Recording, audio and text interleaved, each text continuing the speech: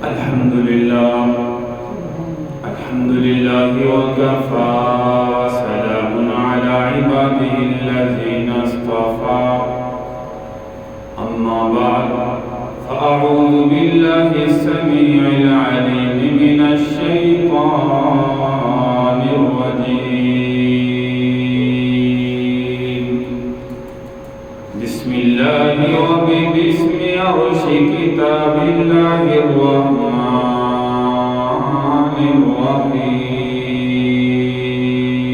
الرحيم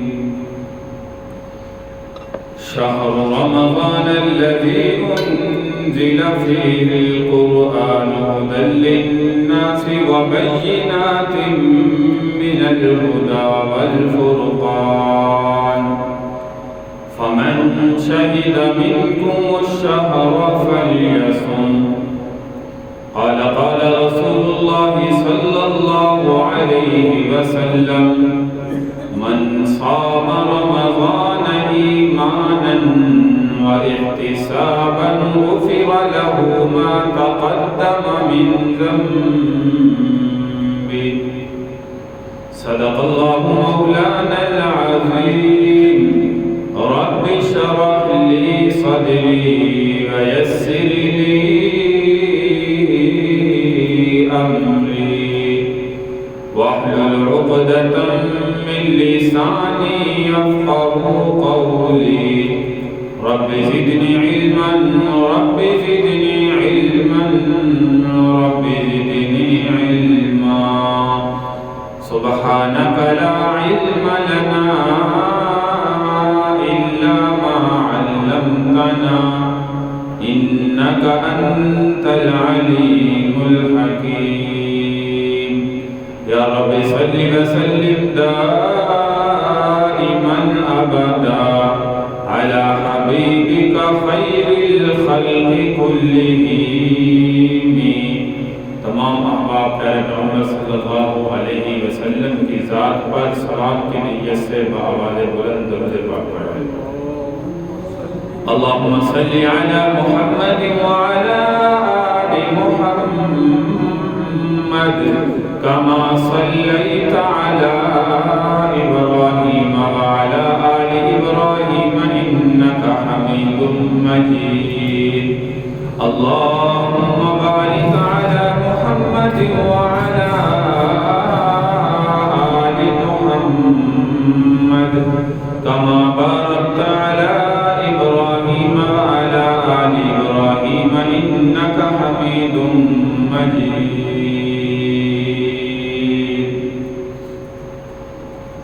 قابل صدر ترام سامعین کرام بزرگوں دوستوں پردہ نشین ماں بہنوں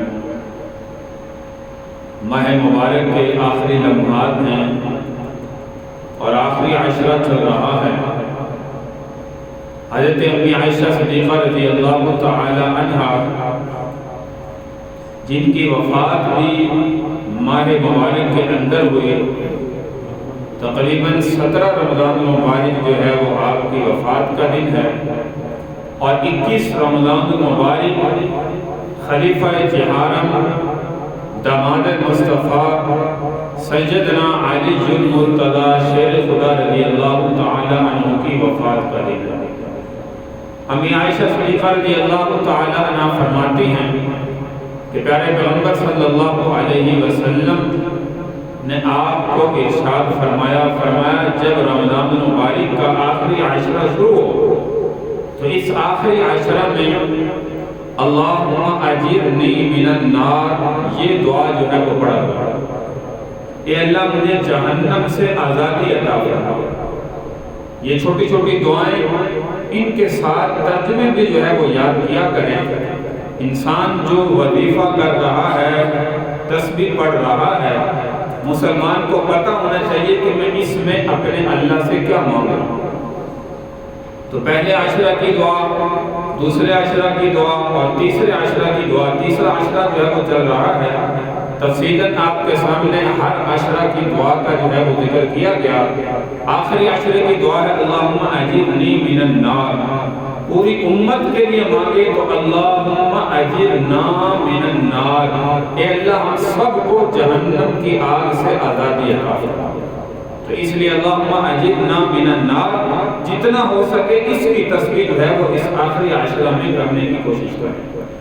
اور فرمایا لیلۃ القدر کی رات، اللہ تبارک و تعالیٰ نے اس آخری عشرہ میں لیلۃ القدر کی رات بھی رکھی ہے۔ لیلۃ القدر کی رات کیا ہے؟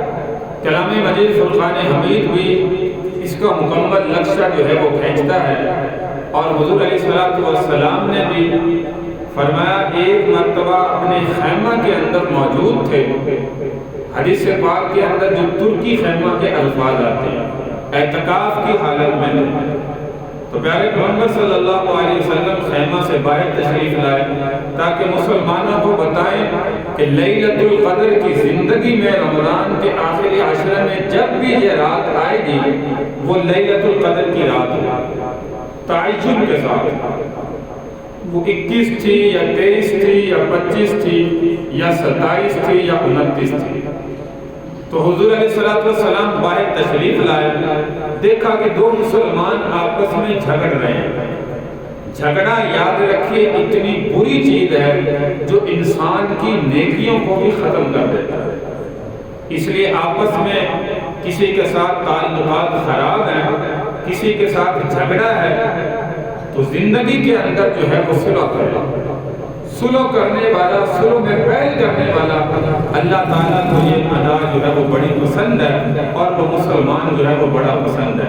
اپنی طرف سے آپ جو ہے وہ صلح کریں، اگلا بندہ جو ہے وہ اگر کوشش نہیں کرتا، صلح نہیں کرتا، تو پھر اس کے ذمہ گناہ ہے، آپ کے ذمہ گناہ نہیں۔ اور اس کی وعید بھی بڑی سخت ہے۔ فرمایا جب تک آپس میں دو مسلمان جھگڑا جاری رکھتے ہیں، صلح نہیں کرتے، اس وقت تک یاد رکھیے کہ ان کی نماز، ان کی عبادت بھی جو ہے وہ اللہ کے ہاں قبول نہیں ہوتی۔ اتنی بری چیز ہے جھگڑا کرنا۔ تو پیارے پیغمبر صلی اللہ علیہ وسلم نے باہر تشریف لائے، آپ نے فرمایا کہ میں نے تو ارادہ کیا تھا کہ تمہیں لیلۃ القدر کی اطلاع دوں، لیکن جب دیکھا کہ دو مسلمان آپس میں جھگڑ رہے ہیں، اللہ نے اس تعین کو واپس اپنے پاس اٹھا لیا۔ اب فرمایا کہ رمضان کا آخری عشرہ جب شروع ہو، اس میں طاق راتوں میں لیلۃ القدر کو تلاش کرو، جس میں سے ہماری 21 کی اور جو ہے 23 کی رات جو ہے وہ گزر چکی ہے، 25، 27 اور 29 جو ہے وہ باقی ہے۔ تو اس لیے ہمیں مسلمانوں کو کوشش کرنی چاہیے کہ ان راتوں میں جاگ کر اللہ کی ذات کو راضی کرنے کی کوشش کریں، ان راتوں میں جاگ کر اللہ کی عبادت کرنے کی کوشش کریں، زیادہ سے زیادہ جتنا ہو سکتا ہے اللہ کی ذات کو راضی کرنے والے بنیں۔ اور چند علامات پیارے پیغمبر صلی اللہ علیہ وسلم نے بیان فرمائے یہ رات جب بھی رات کے آخری عشرہ میں تلاش کرو، سب سے پہلے فرمایا کہ یہ رات نہ گرم ہوگی نہ ٹھنڈی، معتدل متوسط درجہ درمیانی ہوگی، یعنی دونوں موسم، نہ گرم ہوگا نہ سرد ہوگا۔ دوسرا صبح کو جب سورج طلوع ہوگا تو وہ بغیر شعاعوں کے طلوع ہوگا، بغیر شعاعوں کے طلوع ہوگا۔ اسی طرح اس رات کے اندر فرمایا کہ اللہ تبارک و تعالیٰ نے اتنی معتدل رات رکھی ہے کہ مسلمان بندے کو بھی اطمینانی سکون حاصل ہوتا ہے، جو عبادت کرتا ہے اطمینانی سکون حاصل کرتا ہے۔ جتنا ہو سکے اس رات کے اندر عبادت کریں، آپ کے دل کو جو ہے وہ ہمیشہ جو ہے وہ سکون ہو، کیونکہ اللہ کی عبادت میں ویسے بھی مزہ آتا ہے۔ جتنا زیادہ اخلاص سے بندہ کرے گا اتنا ہی زیادہ یاد رکھیے کہ انسان کو اطمینان حاصل ہو۔ تو اس لیے 3 راتیں جو ہے وہ باقی ہیں، ان راتوں میں کوشش کریں کہ اللہ تبارک و تعالیٰ کی عبادت اس رات میں جاگ کر جو ہے وہ کریں، تاکہ اللہ تبارک و تعالیٰ ہماری جو ہے وہ بخشش کا فیصلہ فرمائے، ہماری مغفرت کا اعلان فرمائے۔ ویسے بھی رمضان کا یہ عشرہ جہنم سے خلاصی کا چل رہا ہے، اسی لیے یہ دعا ذکر فرمائی اللہم اجرنی من النار، کہ اللہ ہمیں جہنم سے آزادی عطا فرما۔ تو جتنا ہو سکتا ہے اس رات میں کوشش کریں جاگ کر اللہ کی ذات کو راضی کرنے والے. اور لیلۃ القدر کا اجر و ثواب کتنا ہے؟ اللہ تبارک و تعالیٰ نے کلام مجید کے اندر بھی اس کا اظہار فرمایا اور حدیث مبارکہ کے اندر بھی پیارے پیغمبر صلی اللہ علیہ وسلم نے ارشاد فرمایا اس رات میں جو بندہ اللہ کے سامنے آہوازی کرتا ہے، اللہ کی عبادت میں مشغول ہوتا ہے، اللہ تبارک و تعالیٰ اس کے گزشتہ زندگی کے تمام تر گناہوں کو معاف فرماتا ہے. جیسے فرمایا من صام رمضان ایمانا و احتسابا غفر له ما تقدم من ذنبه. من صام رمضان، جس نے رمضان کا ایک روزہ رکھا ایمانا و احتسابا، اخلاص نیت کے ساتھ ایمان کی حالت میں، غفر له ما تقدم من ذنبه، اللہ اس کے گزشتہ زندگی کے گناہوں کو معاف کرتا ہے. من قام رمضان ایمانا و احتسابا غفر له ما تقدم من ذنبه. قام رمضان سے مراد تراویح کا قیام ہے. جس نے تراویح کا قیام اخلاص نیت کے ساتھ کیا، اللہ تبارک و تعالی اس کے بھی گزشتہ زندگی کے گناہوں کو معاف فرمائے. تو خوش قسمت ہے وہ انسان جو رمضان شروع ہوا تراویح کا قیام بھی مکمل کرتے رہے اور اسی طرح پورے کے پورے روزے رکھتے رہے، اللہ سے ڈرتے رہے، روزے کی حالت میں جسم کے تمام تر اعضاء کا روزہ رکھتے رہے، اپنی زبان کو غلط بولنے سے بچاتے رہے، کانوں کے ساتھ غلط سننے سے بچتے رہے، دل و دماغ کے ساتھ غلط سوچنے سے بچتے رہے، ہاتھوں کے ساتھ غلط پکڑنے سے بچتے رہے، اللہ تبارک و تعالی نے میرے بھائی ایسے روزے داروں کے لیے بڑے انعامات کا ذکر فرمایا. اور روزہ ہونا بھی ایسا چاہیے کہ انسان روزہ رکھ کے اپنے جسم کے تمام تر اعضاء کا روزہ رکھے، تمام تر اعضاء کی حفاظت کرے، پھر ہی روزے کا فائدہ ہے. یا ایھا الذین آمنوا کتب علیکم الصیام کما کتب علی الذین من قبلکم لعلکم تتقون. فرمایا اے ایمان والو تم پر روزے فرض کیے گئے جیسا کہ تم سے پہلی امتوں پر فرض کیے گئے. لعلکم تتقون، روزے فرض کیوں کیے گئے؟ مقصد کیا ہے؟ فرمایا مقصد یہ ہے کہ تم اللہ سے ڈرنے والے بنو، تمہارے دل میں پرہیزگاری آ جائے، تمہارے دل میں تقوی پیدا ہو جائے. تو اللہ نے تقوی پیدا کرنے کے لیے یہ روزوں کی فرضیت کا اعلان فرمایا. اللہ تبارک و تعالیٰ کی ذات کا بڑا احسان اور شکر ہے جس اللہ نے ماہ مبارک کا مہینہ ہمیں عطا فرمایا اور زندگی کے اندر جو مسلمان روزے رکھ رہے ہیں، تراویح کا قیام کر رہے ہیں، واقعتاً ایسے مسلمانوں کے لیے بہت بڑی خوشخبری ہے، بہت بڑی سعادت مندی ہے. شاید اگلے سال نصیب ہو یا نہ ہو، اس لیے جو وقت ملا ہے اس کی قدر کرنے والے بنے. جتنا ہو سکتا ہے اللہ کی ذات کو راضی کرنے کی جو ہے وہ کوشش کریں. تو میں ذکر کر رہا تھا کہ 21 رمضان مبارک سیدنا علی المرتضیٰ شریف خدا رضی اللہ تعالی عنہ کی شہادت کریں. سیدنا علی المرتضیٰ رضی اللہ تعالی عنہ یاد رکھیے کہ وہ شخصیت ہے کہ دنیا کے اندر پیارے پیغمبر صلی اللہ علیہ وسلم کی سب سے چھوٹی بیٹی سیدنا فاطمہ الزہرا رضی اللہ تعالی عنہا آپ کے نکاح کے ویسے بھی آپ کے جو ہے وہ چچا کے بیٹے تھے. بچپن میں سب سے پہلے اسلام قبول کرنے والے وہ یہی حضرت علی المرتضیٰ شریف خدا رضی اللہ تعالی. زندگی کی بے شمار بہادری کے واقعات ہیں، غزوہ خیبر کا بھی بے شمار بہادری کا واقعہ ہے، اور بھی زندگی کے اندر جو ہے وہ بے شمار واقعات ہیں. بڑے بہادر جو ہے وہ صحابی رسول تھے. بہت سے لوگ ایسے ہیں جو دنیا کے اندر نعوذ باللہ سیدنا علی المرتضیٰ شریف خدا رضی اللہ تعالیٰ کو خدا تک کا مقام بھی دیتے ہیں، خدا تک کا مقام دیتے ہیں. لیکن اللہ تبارک و تعالی نے جس کو جتنا مقام دنیا میں عطا فرمایا ہے، پیارے پیغمبر صلی اللہ علیہ وسلم نے جتنا دنیا میں عطا فرمایا ہے، اس معیار پر رکھنا یہ ہمارا ایمان اور عقیدہ ہے. پیارے پیغمبر صلی اللہ علیہ وسلم کے پردہ فرما جانے کے بعد بلکہ زندگی میں اللہ کے نبی صلی اللہ علیہ وسلم نے اپنے مصلی پر کسے منتخب کیا؟ سیدنا ابو بکر صدیق رضی اللہ تعالیٰ۔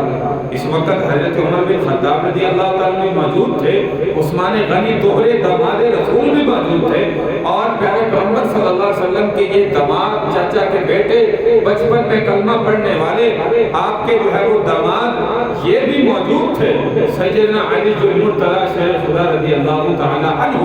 لیکن اللہ نے جو ہے اللہ کے محبوب نے جو ہے وہ ان کو مصلی پر کھڑا نہیں فرمایا۔ آپ نے آخری لمحات میں فرمایا مرو ابا بکر فلیصلی بالناس۔ حضرت عائشہ صدیقہ رضی اللہ تعالیٰ نے فرمایا عائشہ ابو بکر کو حکم کرو کہ وہ لوگوں کو نماز پڑھائے۔ حضرت عائشہ رضی اللہ تعالیٰ نے انکار بھی فرمایا، یا رسول اللہ وہ نرم طبیعت کے مالک ہیں، مصلی پر جائیں گے کوئی اعتراض نہ کرے۔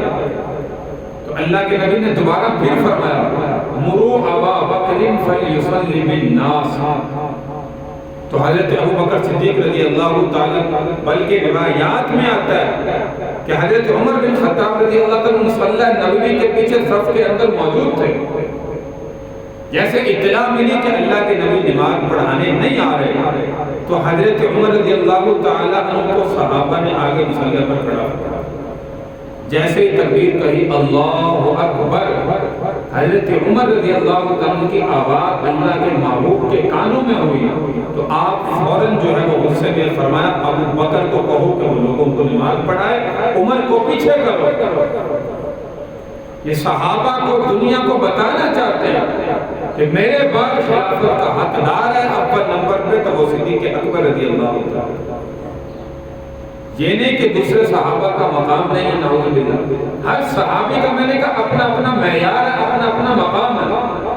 تو حضرت ابوبکر صدیق رضی اللہ عنہ آگے آئے، مصلی پر کھڑے ہو کر جو ہے وہ آپ نے نماز پڑھائی، صحابہ نے اقتداء میں پیچھے ادا کیا۔ یہ پھر صرف ایک نماز نہیں، حضور علیہ السلام جب تک زندہ رہے بیماری کے ایام میں 17 نمازیں مکمل طور پر حضرت ابوبکر صدیق رضی اللہ تعالی عنہ نے اللہ کے نبی کی زندگی میں پڑھائی۔ اگر اعتراض ہوتا کسی صحابی کو ہوتا تو کوئی صحابی اعتراض کرتا۔ پیارے پیغمبر صلی اللہ علیہ وسلم دنیا سے پردہ فرما کے چلے گئے، حضرت ابوبکر صدیق رضی اللہ عنہ نماز پڑھاتے رہے، خلیفہ اول بھی تھے، مسجد میں بیٹھ کر فیصلے بھی کرتے رہے۔ کسی صحابی نے خدا کی قسم کھا کے کہہ رہا ہوں اللہ کے گھر میں کوئی روایت کوئی واقعہ نہیں ملتا کہ کسی صحابی نے کوئی اعتراض کیا۔ حضرت عمر سے لے کر حضرت علی المرتضیٰ رضی اللہ تعالی عنہ، آپ کی آل اولاد حضرت حسن و حسین بھی، تمام صحابہ آپ کی ابتدا میں نماز ادا کرتے ہیں۔ جب حضرت ابوبکر صدیق رضی اللہ تعالی دنیا سے گئے، حضرت عمر رضی اللہ تعالی کو خلیفہ بن مقرر کیا گیا، سارے صحابہ پیچھے نماز پڑھتے رہے۔ جب آپ کی شہادت واقعہ ہوئی اس کے بعد حضرت عثمان غنی رضی اللہ تعالی عنہ کو مصلی پر کھڑا فرمایا گیا، سارے صحابہ حضرت علی المرتضیٰ رضی اللہ عنہ سمیت حسن و حسین سمیت سارے نماز پڑھتے رہے۔ حضرت عثمان غنی رضی اللہ عنہ کو جب شہید کیا گیا مدینہ کے اندر مظلومانہ طریقے سے، اس کے بعد حضرت علی المرتضیٰ شیر خدا رضی اللہ عنہ کو مصلی پر کھڑا فرمایا۔ اس کے بعد سارے صحابہ آپ کی ابتدا میں نماز پڑھتے رہے تو کسی نے کوئی اعتراض نہیں فرمایا۔ یہ نعوذ باللہ آج 1400 سال گزرنے کے بعد کچھ لوگوں کو یہ سمجھ آئی، کچھ جہلاء کو یہ سمجھ آ گئی خلافت کا حق تو حضرت علی کا تھا، حضرت ابوبکر کو کیوں مل گیا، حضرت عمر کو کیوں مل گیا، حضرت عثمان غنی کو کیوں مل گیا۔ اسی لیے ان تین صحابہ کی سب سے زیادہ نعوذ باللہ یہ گستاخی جو ہے وہ اپنے فرقے میں کرتے۔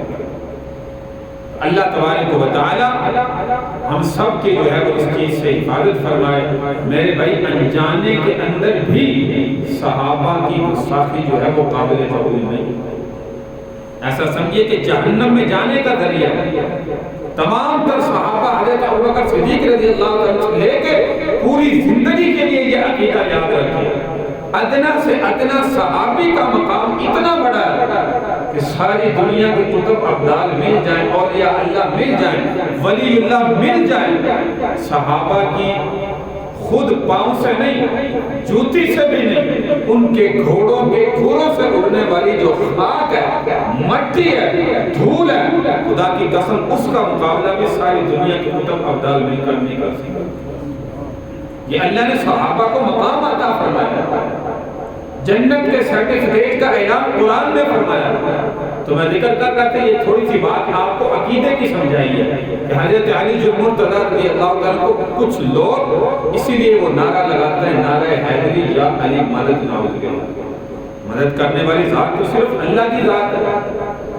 اللہ نے کسی کو یہ اختیار دنیا میں نہیں دیا۔ ہر نبی بھی دنیا میں اللہ کی ذات کی عبادت کرتا ہے، ہر ولی بھی دنیا میں اللہ کی عبادت کرتا رہا۔ نہ حضرت علی المرتضیٰ شیر خدا رضی اللہ عنہ نے یہ حکم فرمایا، نہ کسی صحابی نے حکم فرمایا، نہ کسی ولی نے حکم فرمایا، نہ کسی بزرگ نے حکم فرمایا کہ تم براہ راست ہم سے جو ہے وہ مدد مانگو۔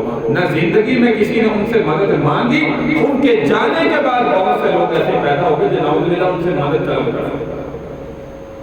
تو مشکل کشا صرف ایک ذات ہے، وہ کون؟ صرف اللہ کی ذات ہے۔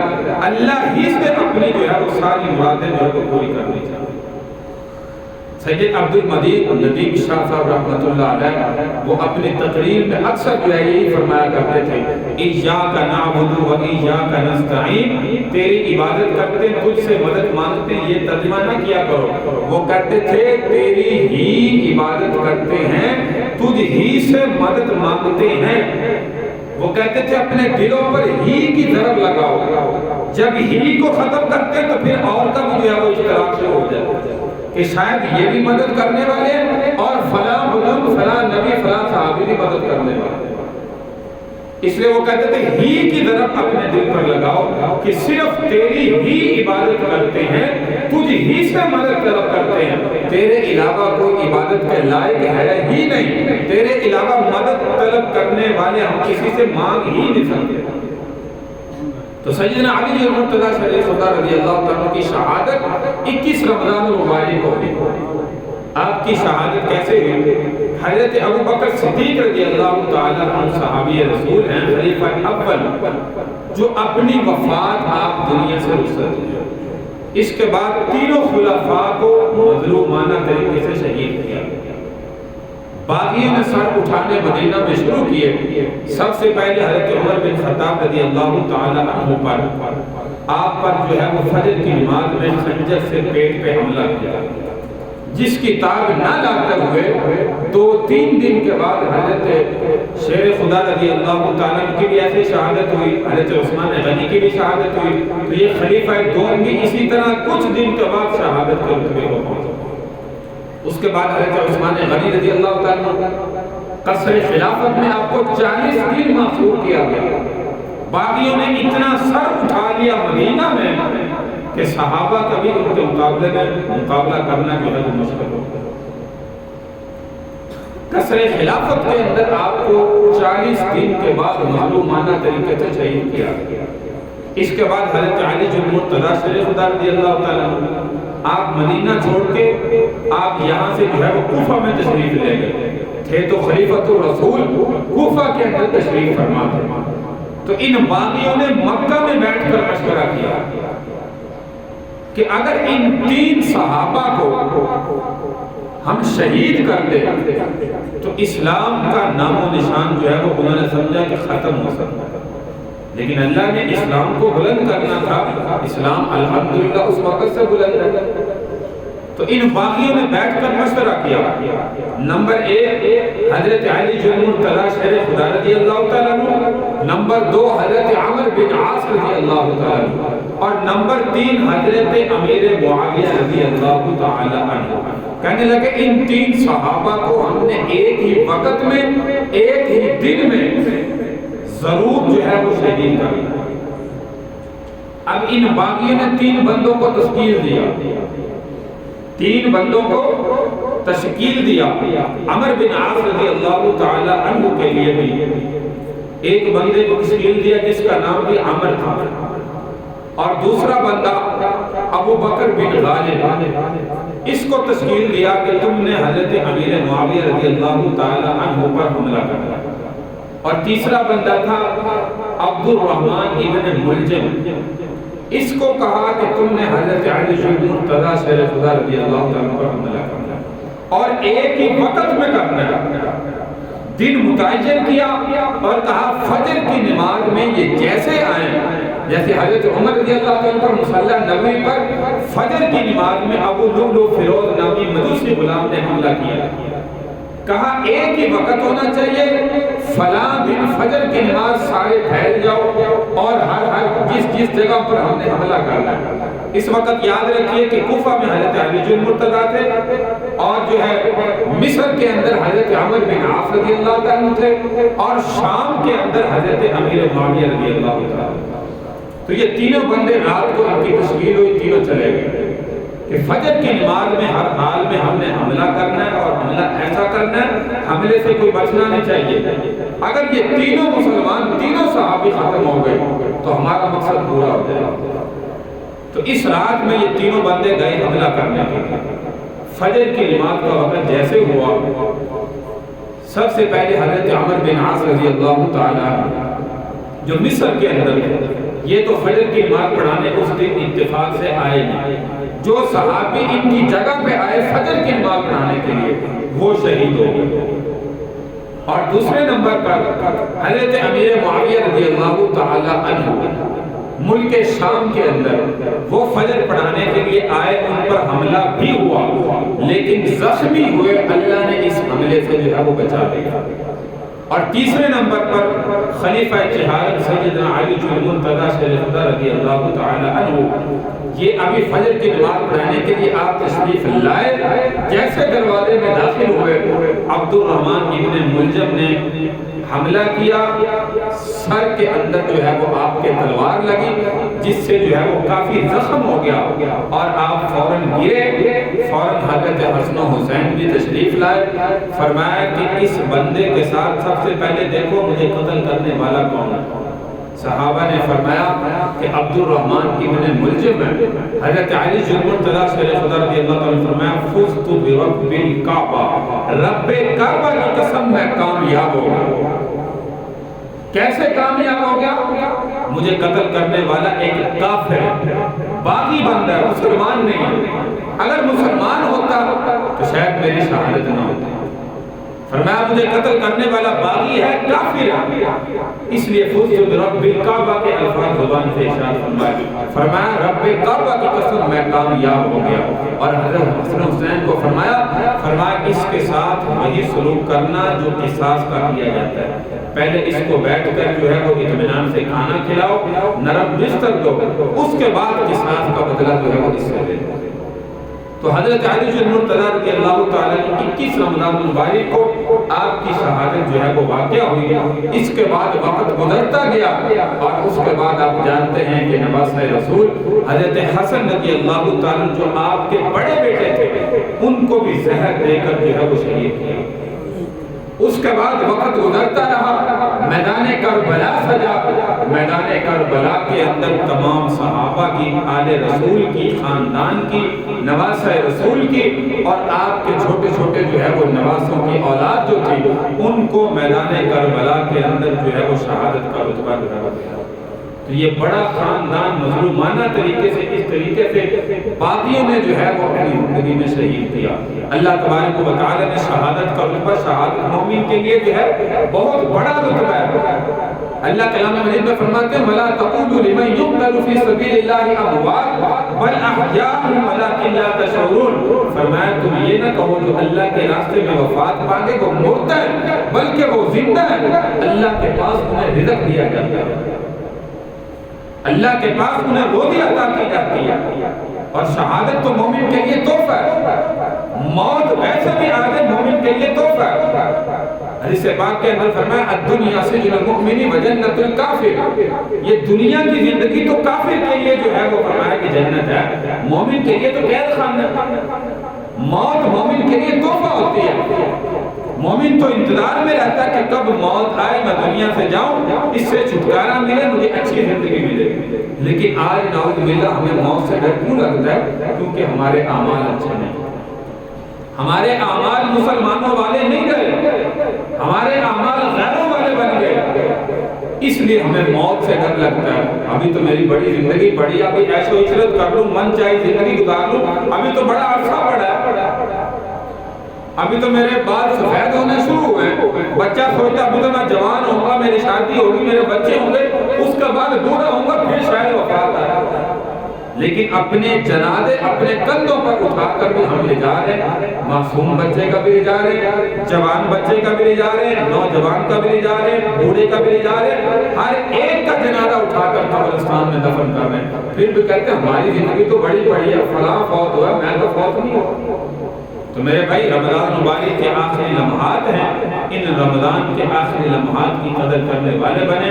یہ شاید آخری جمعہ ہو، اگر 29 روزے ہوئے تو اگلے جمعے کو جو ہے وہ عید ہوگی، اللہ کرے 30 روزے پورے ہوں تو پھر جو ہے وہ ہفتے کی عید ہوگی۔ لیکن ہمارے مسلمانوں کے اعمال آپ جانتے ہیں کہ ہر سال جو ہے وہ ایک نہ ایک روزہ کھا لیا جاتا ہے۔ اللہ تبارک و تعالیٰ جو ہے وہ ہدایت مستقیم عطا فرمائے، اور اللہ ہمیں 30 روزے پورے رکھنے کی جو ہے وہ توفیق عطا فرمائے۔ خدا کی قسم یہ چند دن ایام معدودات جو اللہ قرآن میں کہتا ہے، یہ بڑی تیزی سے گزر رہے ہیں۔ ابھی رمضان شروع ہوا تھا، آخری لمحات بھی ہماری زندگی میں آ گئے۔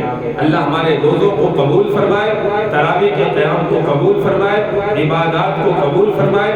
3 راتیں تاک ابھی باقی ہیں، ان میں ہر بندہ کوشش کرے کہ وہ جاگ کر اللہ کی ذات کو راضی کرنے والا بنے، تاکہ ان لمحات سے فائدہ حاصل کر جائے۔ اِنَّا أَنزَلْنَاهُ فِي لَيْلَةِ الْقَدْرِ وَمَا أَدْرَاكَ مَا لَيْلَةُ الْقَدْرِ لَيْلَةُ الْقَدْرِ خَيْرٌ مِّنْ أَلْفِ شَهْرٍ۔ جس رات میں آسمان سے فرشتوں کا بھی دنیا میں نزول ہوتا ہے، فرشتوں کا دنیا میں نزول ہوتا ہے، اور فرشتے آ کر دیکھیں کہ فلاں مسلمان اللہ کی عبادت کر رہا ہے، فلاں مسلمان قرآن کی تلاوت میں مشغول ہے، فلاں مسلمان تہجد میں مشغول ہے، فلاں مسلمان نوافل میں مشغول ہے، فلاں مسلمان ذکر و اذکار میں مشغول ہے، فلاں مسلمان رو رو کر اپنے اللہ سے معافی مانگ رہا ہے، توبہ کر رہا ہے۔ تو میرے بھائی اوپر آسمانوں پر جب اللہ کے پاس فرشتے جائیں کہیں یا اللہ تیرا فلاں بندہ تجھ سے مانگ رہا تھا، فلاں بندہ تیرا قرآن پڑھ رہا تھا، فلاں بندہ تیری عبادت کر رہا تھا، تو میرے بھائی آسمان سے ہمارے لیے پھر اچھے فیصلے ہوں گے۔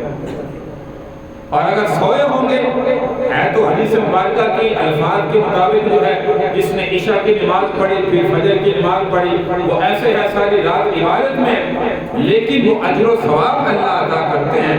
لیکن جب بندہ عبادت رات کو کر رہا ہوگا تو یہ یاد رکھیے کہ پھر جو ہے وہ واقعتاً اللہ کے پاس سے اچھے فیصلے ہمارے لیے آئیں۔ اس لیے ان راتوں میں جاگ کر کم از کم ان راتوں میں 10 راتیں نہیں جاگ سکے، اب تو رہ 3 راتیں نہیں، تو کم از کم یہ 5 راتیں زندگی میں جب بھی آئیں، ان میں جاگ کر کچھ وقت قرآن کی تلاوت میں، کچھ ذکر و اذکار میں، کچھ مانگنے میں، کچھ جو ہے وہ نوافل میں، یہ اللہ کے سامنے آہوازانی جو ہے وہ ضرور کریں۔ اللہ تبارک و تعالیٰ سے دعا ہے، قرآن کے آخری لمحات ہیں، تراویح کا قیام بھی جو ہے وہ ختم ہو رہا ہے ہر مسجد کے اندر، اس میں بھی دعاؤں میں جو ہے وہ ضرور شرکت کریں۔ الحمدللہ ہمارا بھی 27 کو جو ہے وہ جیسے پہلے ختم ہوتا ہے، 27 کو جو ہے وہ دعا ہوگی۔ اللہ تبارک و تعالی ہم سب کو عمل کی توفیق عطا فرمائے۔ وآخر دعوانا ان الحمدللہ رب العالمین۔